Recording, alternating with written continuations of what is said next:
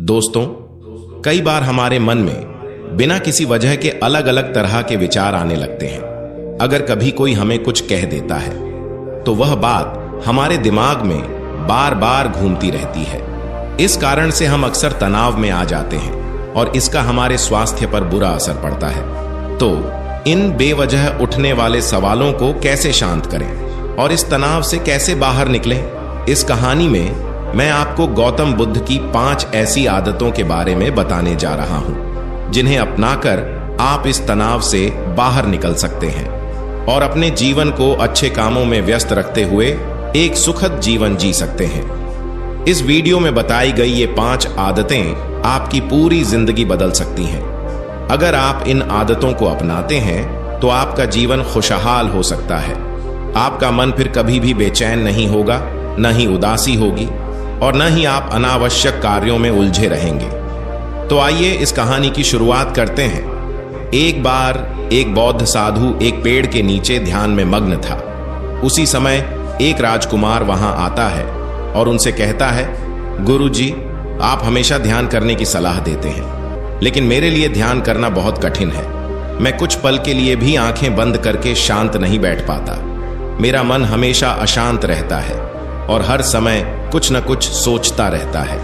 जब भी मैं ध्यान करने बैठता हूं तो मेरे मन में विचारों का तूफान उठने लगता है।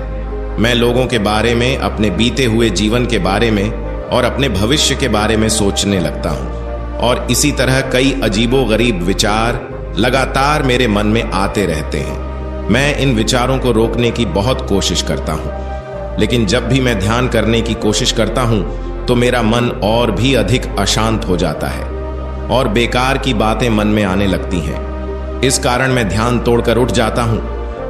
इतना कहने के बाद राजकुमार उस बौद्ध साधु की ओर देखता है और कहता है, गुरुदेव, कृपया मेरी इस समस्या का कोई समाधान बताएं। यह सुनकर साधु ने कहा, मैं क्या हल बता सकता हूं, सोचो। यह तुम्हारा ही मन है, लेकिन यह तुम्हें थोड़ी देर के लिए भी आंखें बंद करके बैठने नहीं देता। तुमने अपने इस मन को कितना स्वच्छंद कर रखा है। राजकुमार ने कहा, गुरुवर, मैंने बहुत विचार किया, लेकिन मुझे अपनी इस समस्या का कोई समाधान नहीं मिला, इसलिए मैं आपकी शरण में आया हूं। अब आप ही मुझे कोई मार्ग दिखाइए। साधु ने कुछ देर तक राजकुमार के चेहरे को ध्यान से देखा और फिर कहा, ठीक है, मैं तुम्हें अपने स्वामी गौतम बुद्ध द्वारा बताई गई 5 आदतों के बारे में बताऊंगा। अगर तुम इन 5 आदतों को छोड़ दोगे तो तुम्हारा मन स्थिर हो जाएगा और तुम्हें कभी भी बेचैनी नहीं होगी। राजकुमार ने पूरी तन्मयता से उस बौद्ध साधु की बातें सुननी शुरू की। साधु ने कहा, पहली आदत यह है कि दूसरों के मन को पढ़ना छोड़ दो। तुम और तुम्हारे जैसे कई लोग यही गलती करते हैं कि वे दूसरों के मन की बातों को समझने का प्रयास करते हैं, जैसे कि सामने वाला मेरे बारे में क्या सोच रहा है। यही एक आदत तुम्हें सबसे ज्यादा बेचैन और परेशान करती है। अधिकतर लोग दूसरों के मन की बातों को गलत और नकारात्मक तरीके से ही समझते हैं। जैसे कि लोग अक्सर सोचते हैं कि दूसरे लोग उनकी उन्नति से जलते हैं, वे उसे नीचे गिराना चाहते हैं, उसे नापसंद करते हैं, उसकी सहायता नहीं करना चाहते और न जाने कितनी सारी नकारात्मक बातें अपने मन में बसा लेते हैं। फिर वे उसी व्यक्ति के बारे में सोचते रहते हैं, उससे बदला लेने के तरीकों पर विचार करते रहते हैं, उसे नीचा दिखाने के मौके ढूंढते रहते हैं। इस तरह की नकारात्मक सोच उन्हें दुखी करती है और वे बेचैनी महसूस करने लगते हैं। इसलिए दूसरों के विचारों का अनुमान लगाना छोड़ें। दूसरों के मन के भावों को समझने की कोशिश बंद करें। अगर कुछ समझना ही है तो अपने विचारों को समझना शुरू करें कि आपके मन में क्या चल रहा है। कहीं आप नकारात्मक सोच या दूसरों की बुराई करने की आदतों के शिकार तो नहीं हो रहे हैं। फिर बौद्ध भिक्षु ने कहा, दूसरी आदत यह है कि अगर असफल हो गए तो लोग क्या कहेंगे? कहीं लोग मुझ पर हंसेंगे तो नहीं? जो हंस रहा है उसे हंसने दो। असफलता पर हंसना लोगों का स्वभाव है, क्योंकि अगर आप सफल हो जाते हैं तो यही लोग आपकी प्रशंसा करते हैं, आपको सम्मान देते हैं और आप पर गर्व महसूस करते हैं। यदि तुम अपने सफल होने पर दूसरों से प्रशंसा की उम्मीद करते हो तो अपनी असफलता पर उनके हंसने से तुम्हें दुखी नहीं होना चाहिए। समस्या यह है कि हम इंसान असफलता को बुरा मानते हैं, जबकि असफलता सफलता से भी अधिक महत्वपूर्ण है। बिना असफलता के सफलता व्यक्ति के अंदर अहंकार और दूसरों को कमतर समझने की भावना पैदा करती है। दूसरी ओर असफलता हमें विनम्रता, धैर्य और लगातार प्रयास करना सिखाती है। इसलिए असफलता को बुरा न समझो। यदि तुम्हारे कार्य में असफल होने की संभावना नहीं है तो इसका अर्थ है कि तुमने अपना लक्ष्य अपनी क्षमताओं से छोटा रखा है। यदि लोग तुम पर हंस नहीं रहे, तुम्हें ताने नहीं मार रहे या तुम्हारी आलोचना नहीं कर रहे हैं, तो इसका मतलब है कि तुमने अपने मानसिक सीमाओं को पार करने का प्रयास नहीं किया है। तुमने कुछ नया और चुनौतीपूर्ण करने का साहस नहीं किया है।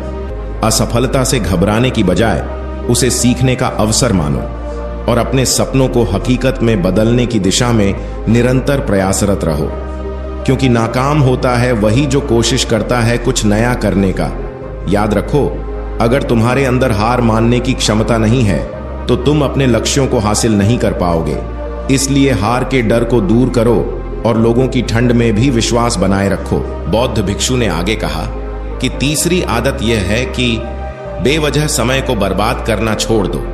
लोगों को लगता है कि वे समय बिता रहे हैं, लेकिन सच में समय हर बार उन्हें बिता रहा होता है। समय को बिना मतलब के कामों में बर्बाद करने का एकमात्र कारण यह है, उन्हें लगता है कि उनके पास बहुत समय है, जबकि सच्चाई यह है कि पहले के लोगों को भी यही लगता था, लेकिन उन्हें अंततः यह एहसास हुआ कि कब समय बीत गया और उनका अवसर गवाह था। उन्हें अपनी गलती का एहसास होते ही समय उनके हाथ से निकल चुका था। उनके पास बस पछतावा बचा कि वे ने अपना समय व्यर्थ कामों में बिता दिया। इसलिए हमें अपने समय की मूल्यवानता को समझना चाहिए और अपने लक्ष्यों की दिशा में एकाग्र होना चाहिए। और फिर इस संसार से बिना अपने आत्मा को जाने बिना वे इस धरती से विदा हो गए। इसलिए जब तक यह जीवन है, हमें अच्छे कामों में लगना चाहिए, अपने आत्मा को समझने में, दूसरों की सहायता करने में, मानवता के कल्याण में सही मार्ग दिखाने में। दूसरी बात, समय को बिना फायदे के बर्बाद करने से आज तक किसी को खुशी नहीं मिली है। हालांकि समय बिताने से शायद तुम्हें कुछ क्षणों की खुशी मिले, लेकिन जब तुम्हें समझ आता है कि इतना समय बर्बाद हो चुका है, तब तुम्हें अपने पर क्रोध आता है और तुम पश्चाताप से भर जाते हो। इससे तनाव पैदा होता है और तुम बेचैन हो जाते हो और अपनी उस गलती पर लगातार सोचते रहते हो। फिर तुम्हारे मन में किसी भी काम में उत्साह नहीं रहता और तुम उदास हो जाते हो। इस चक्र को बढ़ने से रोकने के लिए समय को व्यर्थ बिताना बंद करो और वह काम करो जो जरूरी है। इस प्रकार हमें अपने समय की महत्वपूर्णता को समझना चाहिए और अपने कामों में उत्साह से काम करना चाहिए। बौद्ध साधु ने आगे कहा कि चौथी आदत यह छोड़ दो कि अगर मुझसे बड़े लोग नहीं कर पाए तो मैं कैसे कर पाऊंगा। वास्तविकता में दूसरों से अपनी तुलना करना ही व्यर्थ है और इससे हानि होती है। सबकी परिस्थितियां अलग अलग होती हैं, सबकी सोच भी अलग है। अगर किसी और ने कुछ नहीं किया तो तुम भी उसे कर पाने में सक्षम नहीं हो। अक्सर वही लोग इतिहास रचते हैं जिनसे बहुत उम्मीद नहीं होती है, और यह भी हो सकता है कि जिसे तुम बड़ा समझते हो उसने इतना मेहनत भी नहीं किया हो। वे सिर्फ मेहनत का दिखावा करते हैं। अधिकांश लोग अपने लक्ष्यों की प्राप्ति के लिए उतना मेहनत नहीं करते जितना करना चाहिए। वे बस दिखावे की खोज में रहते हैं कि मैंने बहुत मेहनत की थी, लेकिन मेरी किस्मत ही खराब थी। वे लोग होते हैं जो दूसरों को डराते रहते हैं और दूसरे असफल व्यक्ति को देखकर यह सोचते रहते हैं कि तुम भी असफल हो जाओगे। इसलिए उनकी बातों में मत पड़ो, बस अपना प्रयास करो और दूसरों की नजरों में अपनी इज्जत बचाने के लिए अधूरे प्रयास से घबराते नहीं रहो। व्यर्थ सोचना छोड़ो और सही समय पर अपने काम में उत्साह बनाओ। इस प्रकार हमें खुद की तुलना दूसरों से न करें और अपने कामों में निष्ठा रखें।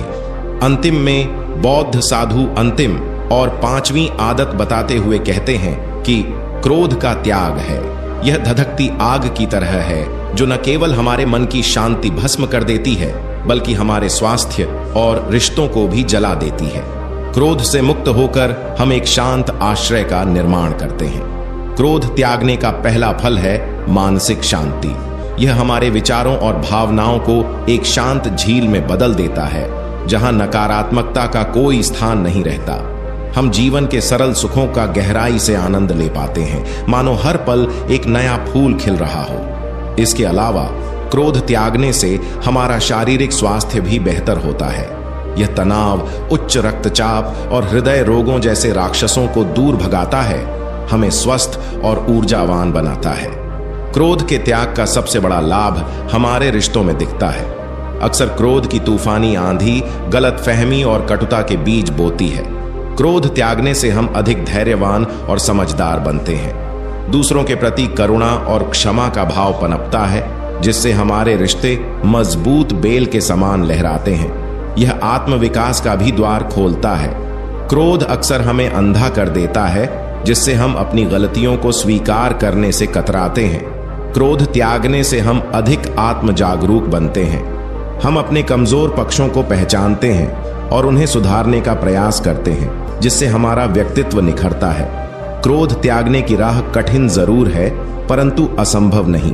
अपने क्रोध को पहचानना, गहरी सांस लेना, सकारात्मक सोच अपनाना, क्षमा करना और ध्यान का अभ्यास, ये कुछ ऐसे हथियार हैं जिनसे हम क्रोध के राक्षस को परास्त कर सकते हैं। मन की शांति का यह द्वार खोलकर हम जीवन का आनंद एक नए स्तर पर अनुभव कर सकते हैं। भिक्षु ने आगे कहा, अगर तुमने यह 5 आदतें त्याग दी तो तुम्हारा मन बिल्कुल शांत हो जाएगा और तुम जहां चाहो वहां अपना मन लगा सकोगे। इतना कहकर वह भिक्षु शांत हो गया और राजकुमार को भी अब समझ आ चुका था कि उसे क्या करना है।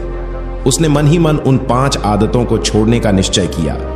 उसने उस बौद्ध भिक्षु को दिल से धन्यवाद दिया और वहां से चला गया। हमें यह नहीं सोचना चाहिए कि लोग मेरे बारे में क्या सोच रहे हैं। अगर मैं कोई काम करता हूं तो लोग मेरे उस काम को लेकर हंसेंगे। इसके अलावा हमें अपना व्यर्थ समय नहीं बर्बाद करना चाहिए। हमें कभी भी यह नहीं सोचना चाहिए कि अगर किसी काम से कोई व्यक्ति संतुष्ट नहीं होता है तो मैं उसे नहीं कर पाऊंगा। अगर हम मेहनत से किसी भी काम को करते हैं तो कोई भी काम छोटा या बड़ा नहीं होता और एक ना एक दिन सफलता अवश्य मिलती है। दोस्तों, आज के वीडियो में बस इतना ही। अगर आपको ऐसी वीडियो देखना पसंद है तो हमारे चैनल को सब्सक्राइब करना न भूलें। धन्यवाद। नमो बुद्धाय।